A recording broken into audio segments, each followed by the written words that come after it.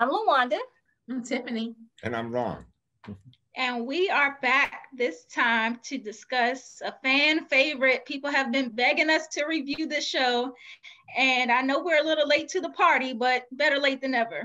We are talking Lovecraft Country today. Hey, I think we're right on time. Halloween was just, yesterday, day before.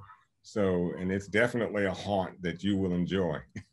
Yes, indeed. I'm so excited to talk about this show. So if you guys hang tight, we'll be right back with you. Baby, I know where the last one burnt you. Know that ain't cool. Wanna show you how I'm nothing like him. Swear that's the truth. You can't trust that alone. All right, we are back. And like I said, we're talking Lovecraft Country. This is a show that premiered on HBO just a few months ago. And ever since it came out, I have been hearing nonstop, Lovecraft, you gotta watch Lovecraft. And it took me a minute to get going. And I think I almost prefer that with new shows because you can binge it straight through and then you get a real good feel of exactly like how you feel about the show. So being able to binge it was so wonderful because I don't know if I would have been able to wait week by week with the anticipation. It killed me. I was on it week by week, and I'm gonna tell you, every when it went off that week, I couldn't wait for Lovecraft. I mean, I thought, slept, ate Lovecraft. I couldn't deal with it any other way. And Yes. I think it's probably one of the best series I've seen in quite some time. And so long. I was just hooked. I could not stop. Yeah, it was good. It was a very good show. But the historical information and the true to form and some of the issues that were taking place back then. I mean, I think that's what's really stoked me about the program because it was just a chock full of nuts of everything I've ever loved. Even right down to the music. And I want to talk about that too. Before we get into the conversation, I was just going to bring out that this was actually a novel written by Matt Ruff. And so it was adapted into this TV show. And it is developed by Misha Green. She's also a producer on the show. And we also seen Jordan Peele. He's an executive producer on the show. We know what he's involved. You're going to have some good storytelling, some good sci-fi. And Ron, you mentioned the music. Raphael Sadiq, he's involved with the music for the show. Raphael. Yeah. And then of course the acting and the actresses, man, you got to give it up because I think every single actor and actress involved in this show did an outstanding. Like I've never seen a show where I have no complaints about anybody's acting because the whole cast is just that phenomenal. You got Jurnee Smollett, you got Jonathan Majors, Courtney B. Vance. Abby Lee, Jamie Chung, Michael K. Williams. I mean, the list goes on.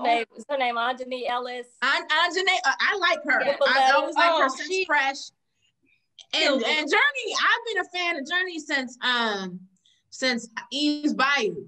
So yes. And when I saw Courtney B. Vance, look, when Uncle George passed, I was heartbroken. I was heartbroken for real. Yes. And of course, Wunmi Masaku, I hope I'm saying her name correctly, but she's Ruby on the show. I mean, everybody killed it. And Wunmi, she's in another show. I hate to bring up other shows, but you got to see this if you have a chance. It's called His House, another horror film. And it takes place there. She and her African husband are trying to escape the turmoil that's going on in their country. And it was at a time when British rule, and they had them in jail, but they were taking them out of jail and said that if you could live in this house, that we would exonerate you. And I'm gonna tell you the stuff that went on but this woman can act, okay? Yes. I mean, and we saw that in Lovecraft, particularly. Like you said, I can't think of one character that I didn't fall in love with, and in their own right. Yeah, excellent casting. Yeah. Yeah, very well done. Very well done. So Sundown, you guys want to get into the theme of the I guess the premise of the show. You have Atticus, And you know, we meet him very early on, coming back from he's a veteran coming back from the Korean War, and he's coming back home because his dad is missing. And the whole premise of the show is that he has this birthright that, you know, he is just learning about. And so we're going on this journey with him throughout the whole show to figure out what this birthright is all about. Now, Ron, take it away. Well, you know, sundown was a term that I had heard, you know, as a very, very young kid. And I know I'm probably telling my age, but, you know, hey, it is what it is. But I understood it in a sense, but I didn't understand it. You know, I was too young to be in the midst of it. But to have it brought out in plain living color the way they were able to do is just phenomenal to me. Because I literally felt what they were going through, and you know, to actually, I mean, what chance did you have? You know, if you got caught by a police officer as they had, you know, you had minutes to beat the sun. You know, exactly. Can you imagine that had they not, or had they, you know, not? And it was still a setup, because when they thought they made it, there were still other cops there waiting on them. Right. So it was a no-win situation regardless. Exactly. And you know what, that episode, like, it really put that time period into perspective for me, because I don't think I've ever watched any film or TV show where I actually felt like it was me in that moment. And I was like, oh wow, like that's real. I never have had that kind of anxiety watching a show. And feeling like that, I felt so much fear for them. And I did too. I was counting down with them, like, oh my gosh. I think that's when you see point of view and perspective is important for us to tell the story from our point of view, what it's like to experience that kind of terror, and to really show it and call it for what it is. And that was terror. That was them terrorizing the Black citizens, or the African-American citizens of the nation, just pure terror. Even before they got to the sundown town, when they were in the restaurant, I'm just like, I'm glad Letty had her, you know, her antennas on, because and then it seemed like Uncle George and Tick picked up on it at the very same moment, because they had they looked at and they saw the white walls, and they said, what did that symbolize? And Letty overheard the dude talking. He was like, it came to the same realization at the same time. It's time to roll out. You know, and the way she came running out that restaurant was so funny to me. Yeah. But I think it really shows how Jim Crow did more damage, I think, to us than actual slavery. I mean, you know, you thought they were both brutal. They were both brutal, but what Jim Crow has done still remains today, if not more, if not psychologically. It's still going on today. Yeah. I mean, even we still have the modern day lynchings on. It's the modern day. Yeah. No. And I think that's the importance of the show, because then you can put the two and two together and say, well, this is the same thing. It's just happening. It's just a little different. But think about those folks in North Carolina who tried to march to vote that just got pepper sprayed. Well, or even the Biden bus being surrounded by Trump supporters and their so-called caravan, you know, and even getting into a slight collision with one of the Biden, team that was driving their vehicle. I mean, make America great again. I see where we're going. Or the KKK trolling polling locations across the country in neighborhoods like close to where my mother lives. We're living in people would say unprecedented, but no, it's that ugly history bubbling up. Yeah. That was tucked away, but it was always there waiting to resurface, and here we are. So I think that's what made the show more potent and powerful, and it resonated, because it's like, okay, we're living this. The timing is impeccable.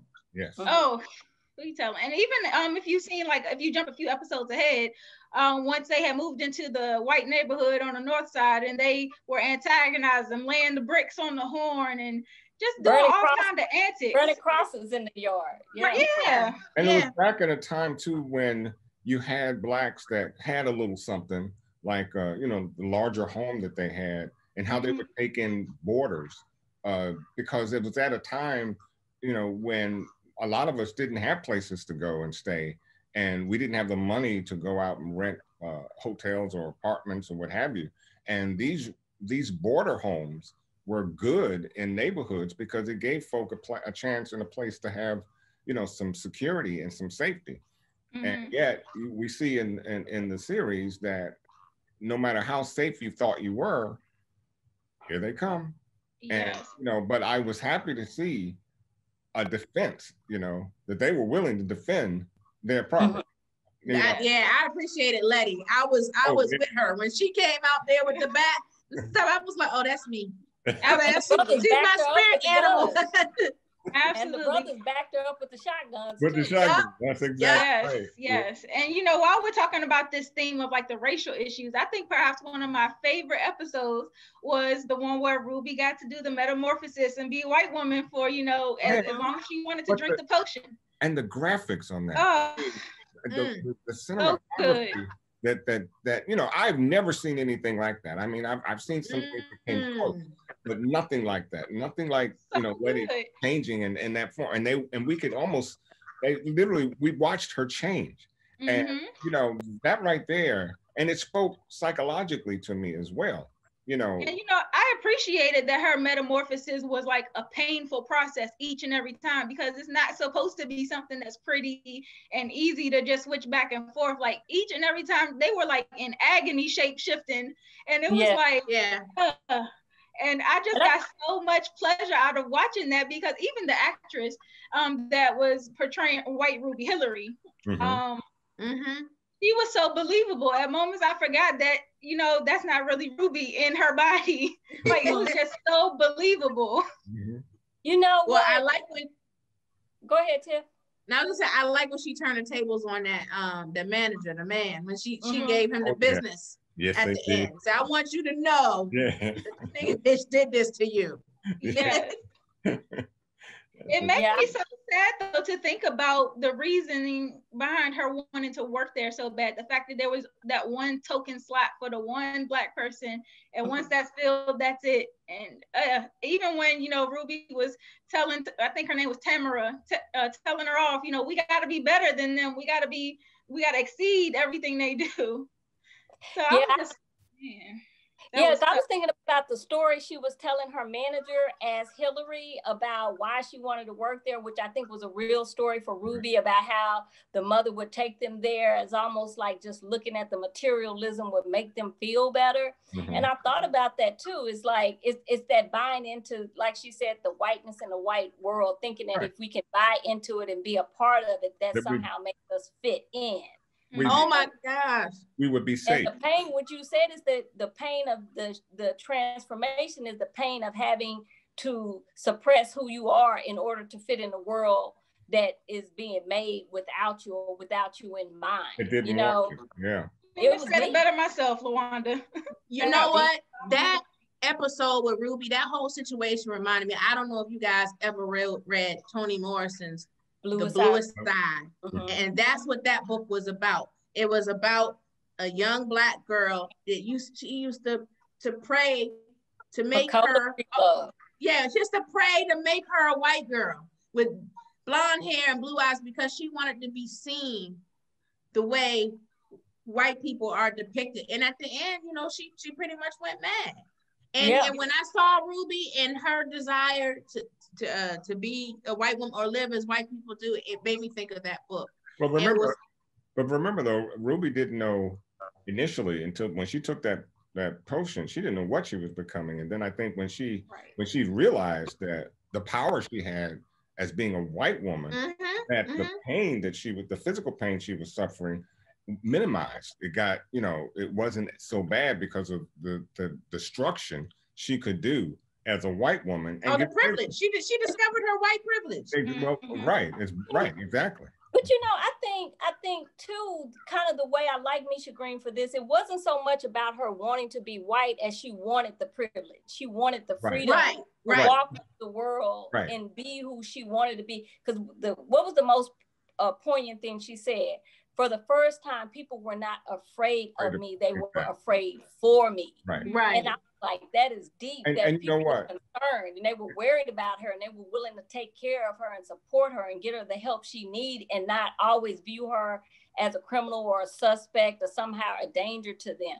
Right. Or you're deserving or whatever that happened to you. And that right there is an innate thing that we all have inside, wanting to be free and loved. I mean, I don't look at it, as you said, not so much being a privilege as it is having the rights, the human rights, and the ability to be able to come and go and to just be. And just be. Yep. Exactly. Yep.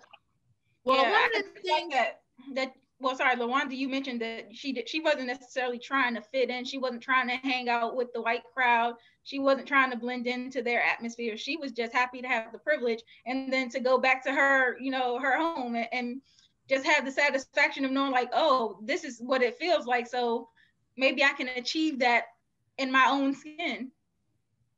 I agree with y'all. One of the things that I read in one of the other reviews, the article that I shared with you guys about the book, they said in the book, the Ruby character doesn't die, but she actually chooses to live her life out as a white woman. So that's what actually happens in the book, that she chooses to continue living as a white woman. Well, and we've had people pass. I've heard stories of people in my family, like my great grandmothers, either sisters or aunts that chose to pass. So, but you can understand that. I mean, the ease of living. The ease, right? The ability to live. I mean, we all want to live a fruitful life. And you're faced with what they were faced with at that time, and you have the opportunity to change that. You're going to take it. Yeah. And speaking of what they were faced with at that time, this show did an excellent job of bringing out, just how many people were abducted and used as test subjects and just mutilated by so many people. Oh my God! That's what I mean. Was rough. They were able to really to put it in perspective. Like, how do we get here? How do we get to a Trump if we want to make it? See how this applies to the real world. How do we get to this era? We've done it because we have a certain segment of the population who's been willing to be extremely violent, who's been willing to enact very inhumane treatment against other human beings. Like you said, the medical experiments, the lynching, just the disrespect of you walking down the street and you see a boy trying to help a white woman and then you attack the child. Like, exactly. And when we start talking about what they did to D, you have grown white men abusing Black children. Like the Tulsa riots, which is another part of it, becomes a part of it. And you just see it's been decades and centuries of just violence enacted against Black people. It's like the fact that we're still here is amazing. The magic. This is another theme of it. Is the magic of just being Black and being able to survive and thrive and still create despite all of the stuff that's going on. It's funny. Muhammad Ali had an interview with Dick Cavett, and the conversation went there, and I love what Muhammad Ali said to him. Because essentially he said white folks have always wanted to ravage and kill. And, it kind of got under Dick Cavett's skin. He had to go to a commercial, but, he really pointed out how evil white America has been to everybody. And, he pointed out how they tried to annihilate every American Indian, so it's in their blood. And that's what he was basically saying. And, of course, Dick Cavett tried to come back with something that was totally off the wall. But, I love these shows that really give an accountability of what happened, what really happened. And I think that if more people who don't know history, who don't know Black history, they should get involved themselves with some of these stories, because it's an eye opener. But then again, I can also understand what white person really want to, hold themselves accountable to something like that. They can't believe, that this is what actually happened. the blood that has been spilled in order for certain people to have a certain position and privilege in society. It's nobody wants to deal with it. Nobody wants to atone for it. And then nobody wants to give back all that they gained. All that gain. You know, and you know what? gains. Nobody wants to return it, right? I like how they the land or the resources, right? The wealth. You touching on exactly what I'm about to bring up, because I seen that in the episode where they were in the museum and they were talking about Titus and his explorations and how he had pretty much taken all of these artifacts from these native lands and donated them to the museums. And I mean, we see that all the time. There's like a constantly this chatter about, you know, whether museums should give the artifacts back to their native countries, because truth be told, I mean, they were stolen. And they be empty. And that's the thing. They make too much money and the museums will be empty. And when you really ponder, you think this museum is filled with artifacts from other cultures. How does it belong to you? Exactly.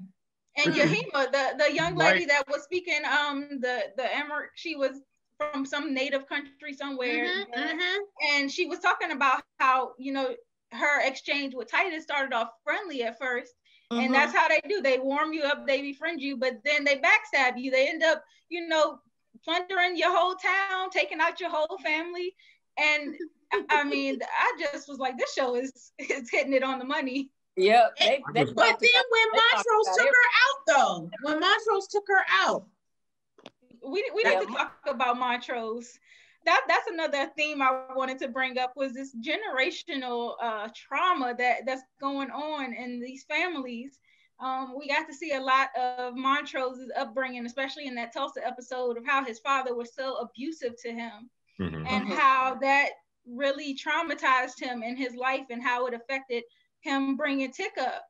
And then even having the pain of having Uncle George, you know, being Tick's real father, and it's just so much family trauma going on in this. And we see how terribly it affects Atticus and how is war an escape for you? Your life is so bad that you use war as an escape from your father.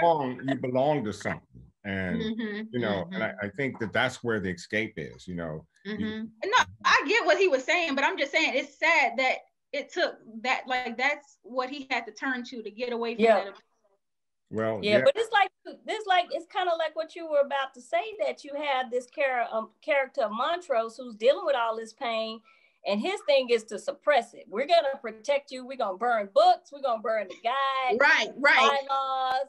We're gonna kill the siren that could probably give us answers, because what he's trying to do is he's really trying to keep him from the search of finding out who he is, finding out his family history, and uncovering the secrets and the magic and the history. And we find that with the Black culture, about people who didn't want to talk about slavery, who didn't want to talk about Jim Crow, didn't want to talk about all the pain that they've suffered, all the dysfunction in the family, in a way of trying to avoid it, but not understanding that just made it worse. You couldn't never get to a place of healing when you suppressed it all, when you kept it in, you know, because I think we've all had those points when we start finding out these family secrets, and then it's like, oh, that's why this. Why didn't anybody ever tell me? And they're just like, we don't want to talk about that. And it's so true, though, because in that scene where you see Atticus and Montrose kind of like rewatching young Montrose going through that ordeal in the park,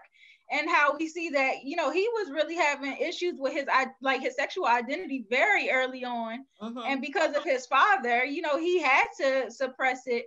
And I think that's why his father was beating him.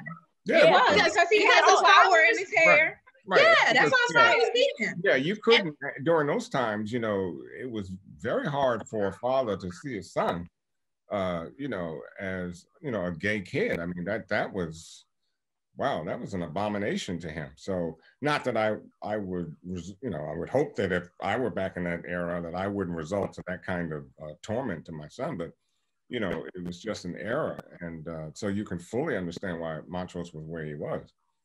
So. Well, to touch on what LaWanda said about why he was trying to erase the history and burn the books and all that stuff, do you think that part of that was because he was trying to protect Tick, because he knew that part of that Tick was the answer?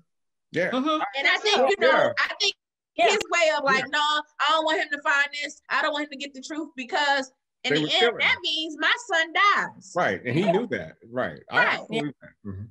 He did. He always said that he wanted him to stop. He was like, stop looking, stop this search. Mm-hmm. I don't want you to be involved in it. Just leave it alone. Mm-hmm. Right. Yeah, that's why I love Michael K. Williams as the actor, but in this show, he was like a little like, you just want to shake him up, like, stop sabotaging. He's such a phenomenal actor. He sure is. He so is good. phenomenal. Right. Yeah. And I did also like how, you know, he was kind of the comic relief in a lot of these instances, especially when they were going through the cave, and he's telling a story about, you know, somebody taught him how to, his great grandfather who was a slave taught him how to tie the knot to keep the horses up. And he's like, the Freemans were never enslaved. So it was just like little funny moments throughout the show where I'm like, he's genius with this. He really can. I did also want to bring up the magic. So the magic in the show was something that kept some people from watching because, you know, obviously people feel strongly about, you know, watching the witchcraft and the sorcery and doing the spells and whatnot. And especially amongst Black people, you know, that's like, we don't touch that stuff. We don't do that's the devil's work. And it's also very interesting how we as Black people have, you know, now again, I'm you know, I'm a Christian, and it's just so interesting how we adapt to other religious beliefs. But these beliefs that they had and worked on in terms of magic and things of that sort necessarily weren't used for sorcery. It was just a religious atmosphere, you know, religious belief. And we condemn them and then take on an Anglo-Saxon belief and hold dear to it. But, you know, there is as much magic and mysticism in Christianity as there is in any other. It most certainly is. Yes, it most certainly is, yeah. You read it from an African perspective. Well, yeah, I think this show highlighted how it's used is kind of what makes the difference, I guess. Because as we could see, a lot of the bad characters in this show, they were kind of like using it for evil, and it was a big theme amongst them that to use it for immortality or to use it for deception. We did the same thing with the Bible. I mean, white folks used portions of the Bible that had mention about slaves, and absolutely, yeah, and they used it to enslave us. So it's more perception than it is anything else. So again, it's just what they perceive as bad and what, you know, we've adapted to as being good. But I'm gonna tell you, the same things happen. You know, there are miracle healings and things like that. If a witch doctor came and poured some powder over you and said a few chants and you got up and you were healed, that's bad. But if you pray to God, you know, and you wind up being healed, that's good. I don't see much of the difference. It's language. It's the language and the way people perceive things. It could be the same thing, but it's one has been vilified and the other has been sanctioned. One is white and one is dark. And we always look at the dark as being something bad. You know, the dark is... You know what I took away from this is that I study ancient Kemet, and when you look at that civilization, you realize that America is a carbon copy of Egypt. You look at DC, how it's laid out, the use of the Washington Monument was printed on the money. All of this stuff is what they got out of Kemet. And so when they were talking about the use of the magic, you look at it, I look at it as magic. I look at it as spirituality. I also look at it as knowledge, because there's a book called Black Spark, White Fire. And there are many others, but that's one that comes to mind, that most of the knowledge that has been accumulated, that is claimed by the West as being discovered by Greeks, the Arabs, and others, is knowledge and science that came out of Africa. Africa, exactly. Look at the religions. They're based on spiritual systems that were first developed in Africa, in Kemet, and in other places. And so when they were talking about this, that's what I'm looking at. It's just a metaphor for how what we look as Western civilization is built on the backs of Black people, not just labor, but the wisdom, the knowledge. When Rome conquered and went into the Library of Alexandria, and they'll say, well, those documents, they say he burned the library down, but a lot of those records are where? In the Vatican, you know, or it's that, and it's that we don't know who we are. We have people, we are a conquered people, and we've basically been told who we are. We live in a society where people have taken credit for the things that we have developed and contributed to the world and to civilization. And so I looked at the other part of Tick is going to reclaim that birthright, to say, this is who I am. This magic, this is more so mine than it is yours. You're just borrowing it and using it against me because I've forgotten who I am and how to use it, how to wield it, and how to use it for the betterment of humanity and not for the destruction of humanity. Yes. And I think that I totally agree with everything you just said. And I think, like, when I was watching it, you know, regardless of what you believe in, just looking at it and taking the show at face value, like, I could really appreciate how, you know, in different scenes, you know, you see them using the spells and whatnot to free the trapped spirits in that basement, and and you know, kind of set them free and let them lay to rest. And you see it later on in the show, the ancestors with the ancestors when they were doing the spell, especially at the end to stop all the white people from being able to use magic. And I thought that was a great ending. And then even going into how Hippolyta, she got cast into that time machine, and she goes on this whole journey into all these different dimensions where she gets to experience herself and really, like, figure out who she is and name herself. And I was like, that was a really powerful episode. It was, because she had settled into this life based on what her husband wanted and what society had expected of her. And when she was freed and got to name herself, and she went through all these various dimensions and singing with Josephine Baker, and then, you know, going into another dimension and being like this warrior, she really got to, as Maxine Waters would say, she was reclaiming her time. Yes. I mean, and she came back so empowered too. She came back a completely different person. And so I think that to what you were saying, Lawanda, about how it really was something that was stolen from us. I feel like we were put at such a disadvantage by not knowing who we are, and just seeing Hippolyta being able to go through those different dimensions and really, you know, learn herself and say who she was. She wasn't told who she was or who she had to be. She got to say, this is me, this is who I am, this is how I'm going to live my life, and then pass that back down to Dee, because when she got back, she empowered Dee to do the same. And we seen Dee at the end with the robotic arm, and she was able to kill Christina. So I'm just like, that was an excellent episode. It did something to me. It touched me. Who is one of the characters? I can't remember who it was, but they kept saying that they were interrupted. They were being interrupted. I don't know if it was George, but one of the characters kept talking about that. And I was like, I've heard this saying that was Dee. I'm sorry, not Dee, Ruby. Because Christina kept asking Ruby, like, who are you uninterrupted?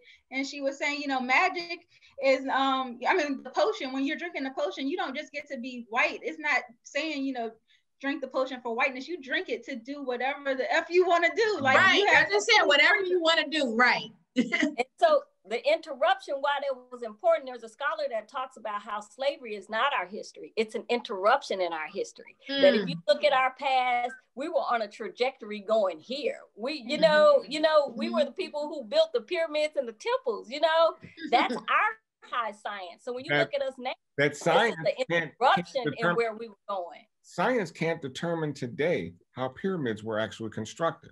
How they were doing, and that's not the only civilization. We had civilizations in Africa like Timbuktu, you know. So we have continued to create and recreate. And then if you look at us now and you think this is all we are, you're missing the point. You're not seeing that this whole period is an interruption in our glorious history. So when I kept hearing her say that, that's what it brought to mind. Who are you on interrupted? Who are you if this never happened? And they still do it. I mean, I think it was Texas that started it, the school system that wanted to take out Black history in their textbook. Slavery. Yeah, I think they were trying to take out slavery. Remix it. Right. Take it out, remix it. Right, as if it's harmful for us to know what has happened. They want us to forget so that they can do it again. So you remember, you know, a man who forgets his history is doomed to repeat it. So, and this is exactly what they want to do. They want to, it's all, you know, it's just, what's the word I want? It permeates everything that of who we are by trying to get us to not know who we are. Because once we know, that's what Lovecraft was so great about, because once you knew who you were, oh, power is just about. Yes, that was the beauty of it. Once you know. Once you know. And because that line was really powerful at the end from D too. And she was like, "Oh, you still don't get it." Yeah. So I was like, that line was powerful. And I was so happy to see that the history, like you said, we talked about, you know, how they highlighted the Tulsa massacre. They also highlighted Emmett Till's death. Emmett Till. Oh wow. Yeah. They took it away with that. They really did. Yeah. And just talking about, you know, how raw the emotions were and how that community really came together to grieve. Even down to Letty, she was so distraught that she couldn't even take photographs that day. We know she loved her photographs, you know, she couldn't do it. But even going down into, I was going to bring up, it was something else. I just lost my train of thought, but I was just speaking to the history. I think the show did a phenomenal job of highlighting, you know, all of the historical events and keeping them in context of how everyone was feeling from, you know, our perspective. And how we were able to keep our humanity throughout it all. I think that's the most remarkable thing, that for everything that has happened, you still see us living, coming together as a community, being human. We still have our generosity, our kindness. I mean, I'm not saying we forgive everything, because I'm not that chick, but I do think it's important that you don't become your enemy. You know, you can still defend yourself, but you don't become what you're fighting against. And I think that thing with Emmett Till showed that we could see this and grieve for that mother, grieve for that child, grieve for the community, and yet there's still humanity there. We don't become monsters. Right. Yeah. Can I say that that Tick was probably one of my favorite characters? Like I like so many of them, and I like Letty and stuff and her strength. But as a man, I really liked Tick, because I felt like he was a man of integrity and strength, and you know, he was conflicted and learning, but I liked him. Yeah, stand up guy. Yeah. And I thought about that temper. He had a temper, and that's what got me. I respected him too, because that first episode, when they had to try to make it to you know, over the line before sundown, the way he showed some restraint, you know, because you know that we could tell he was temperamental this whole time. But the restraint he showed, I was like, to me, it was, that restraint came from, well, I don't want anybody else to get hurt, but if I was here by myself, it'd be a different story. Yes. So, and I think in that episode where that it was largely based in Korea, we got to see the backstory of what went on in the war. Oh yeah. I loved how they brought out, you know, Tick and his tenderness. He was very soft, even though he was at war. He had a very soft side, and in the date nights that he set up for Gia, I thought that was very cute and loving of him, and how he actually felt remorseful, and he was sharing about the you know, how his childhood with her and how that, you know, affected him. And then even going into how that whole Korean culture, they have their own form of, you know, magic or whatever you want to call it. And so I was like, you know, you get to see the parallel cultures, how, you know, I mean, it's not just something that's a strictly white thing, white people do witchcraft, or black people do rituals or whatever. You see that it's in pretty much any culture. You know, the Koreans were using it, where she had that nine-tailed fox spirit in her, and that episode was something. They really did amazing with the graphics in that episode too. No, the whole, as far as, you know, graphics and cinematography, you couldn't beat it.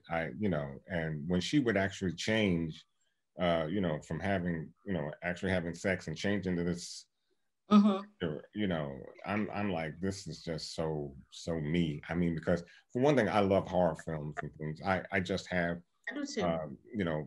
People can say what they want to say. I'm no more ghastly or ghostly than anybody else, but I just love it because, I mean, good ones. And I think this was one of the, I haven't seen anything to this magnitude in quite some time. And I think Blackula was when they came out with Blackula, that was that was around the time I said, oh my God, okay, this is pretty good. But as far as horror goes, as far as mixing it with history and all the other, just I mean, this show was just so good. It was so fresh. It was like a breath of fresh air. I haven't watched a show where I haven't been able to poke a hole in the storyline in a while. I couldn't find any problems with the storytelling, with the acting, with anything. Even like I didn't know what to expect going into this because I'm watching it and I'm like, okay, we're definitely getting the history very early on.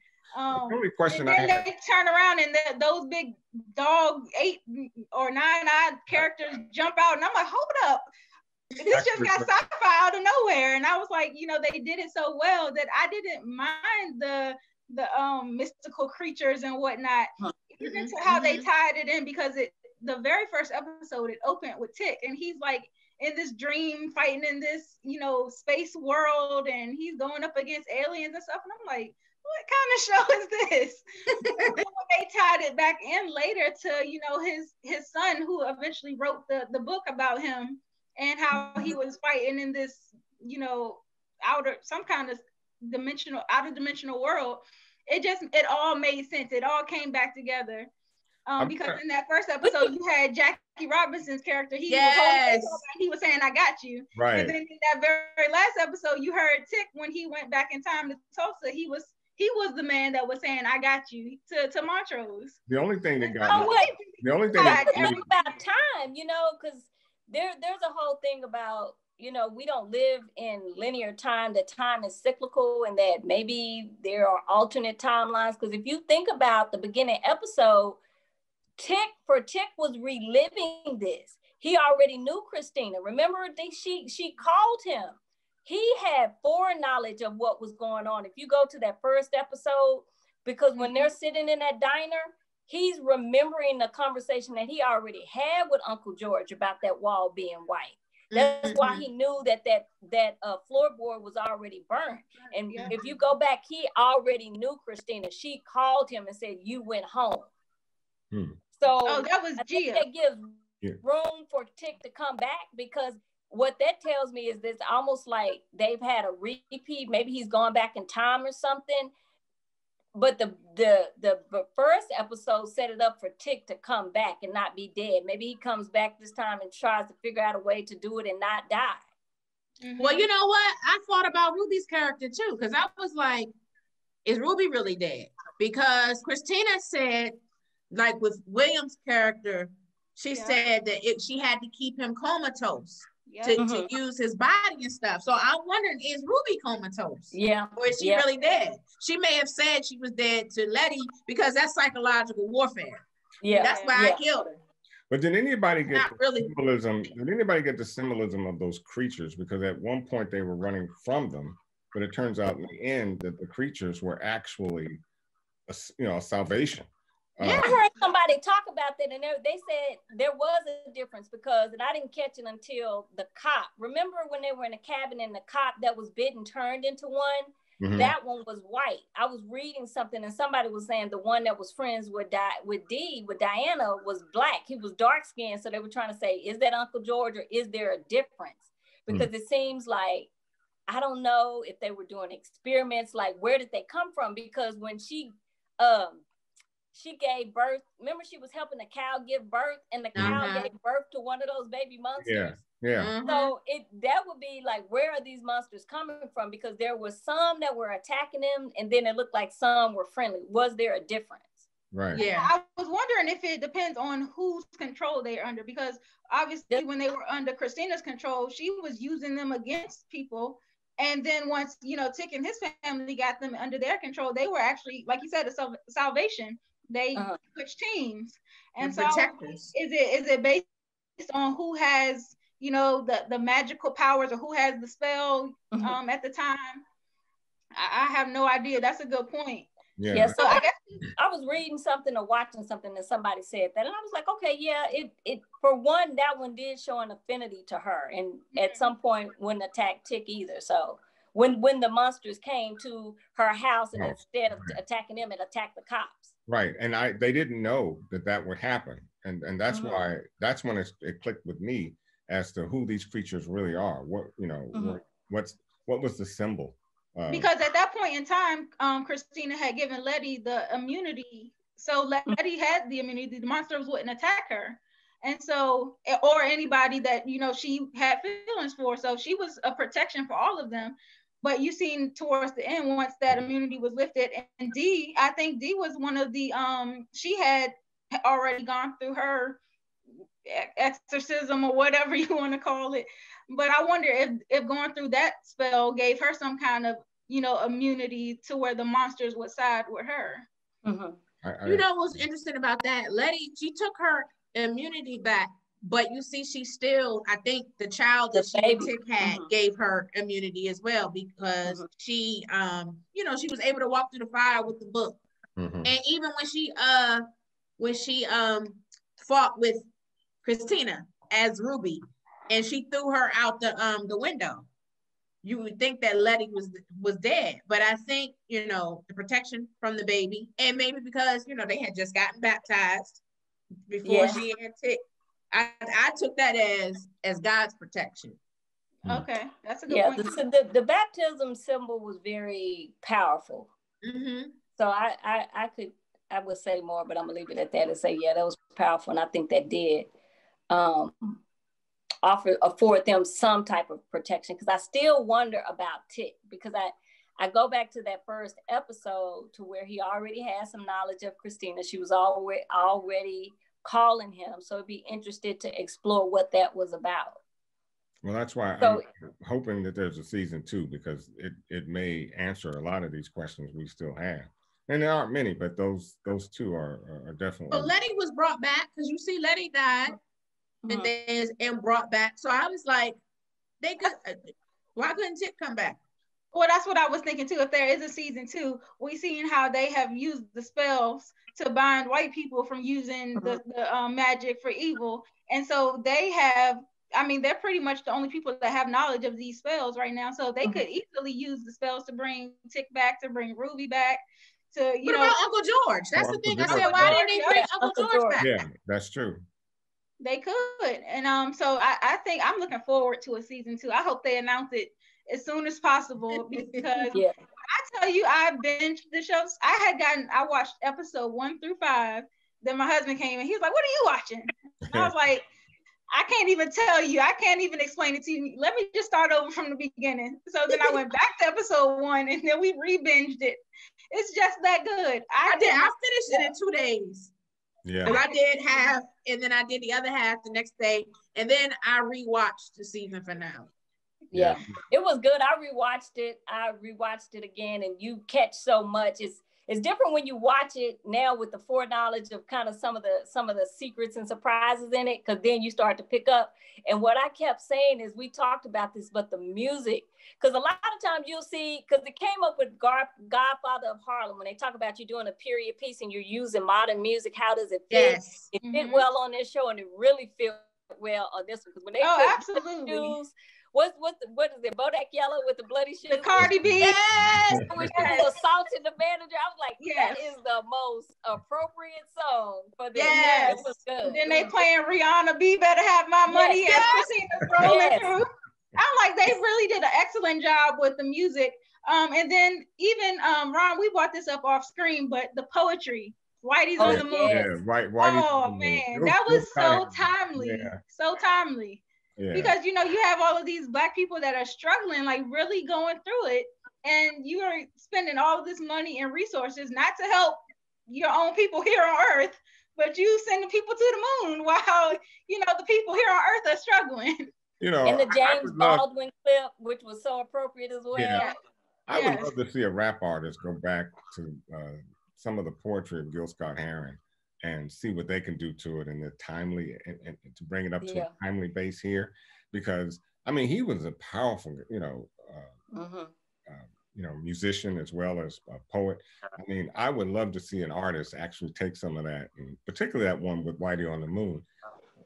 You could really do something with that. Yeah, somebody, Tiffany, that might even want to challenge that as an off piece to see what happens. Well, you know people. What can I say? I thought it was a good show. I liked it. I think it's safe to say that this show was well worth all the raving, all of the, I had to jump on the bandwagon real late, but I'm so glad I did. I think we all are in agreement to say that this show was genius, literally like a work of art. So round of applause for everyone involved in creating this show. Thank you for this masterpiece. Definitely looking forward to a season 2. You guys that are watching us on our YouTube channel, please let us know what you thought about the show. I'm sure that you're raving just as much as we are. Please drop down in the comments, let us know some of your favorite moments, give us your thoughts on the many themes that we highlighted during this recap. We are so interested in hearing what you have to say about the show as well. But thank you again for watching. As always, we are on Instagram, Twitter, and Facebook at The Spot Real Talk. Make sure you give us a follow there. Also on our YouTube channel, click subscribe and also hit the notification bell so that you get alerted every time we post a video. And be on the lookout for us because we are going to be, I know a lot of shows are coming back in a few weeks. You got The Godfather of Harlem coming back. We know Power is going to be back early December. I think there's one more show. I feel like I'm leaving something out, but I know that we're going to be very busy between those two for sure, because those are two of our favorites. Right. We have an amazing interview coming up too. Oh yeah. I was about to say, do you want to tease, or are we going to keep it a secret? I think we should tease it. What do you think, Tiff? Yeah, go ahead. I think so. Go ahead. I think so. Go ahead. Okay, guys. This week, Friday to be exact, we will be doing an interview with the amazing, critically acclaimed Angel Manuel Soto, who is the director of the new movie Charm City Kings that featured Meek Mill and Jahai Diallo. Is it Wilson? Is his last name? Wilson, right? And who else did Will Catlett and some others. So we're looking forward to speaking to him this week. That's going to be really amazing. And so just stay tuned for that interview. Cool. Yes. So like I said, make sure you have your notification bell on. You don't want to miss that one. All right. Do you guys have any closing remarks to add before we close out? I know, just looking forward to seeing more shows like that are kind of written from our perspective, from our lens, that kind of shows us in a light that speaks to truly who we are. I love it. It's good. Ditto. Yes. Black storytellers matter. Yes. Yes. Yes. All right. Well, thank you guys again for watching. That might be a t-shirt. Okay, Ron, you go ahead and write, put it up, and we'll get it on the website. I know we got some the Spot Real Talk merch coming soon, so that might need to be one of them. Yes, indeed. All right, guys. Well, thanks again for watching. Have a good night. Good night now. Bye. Bye.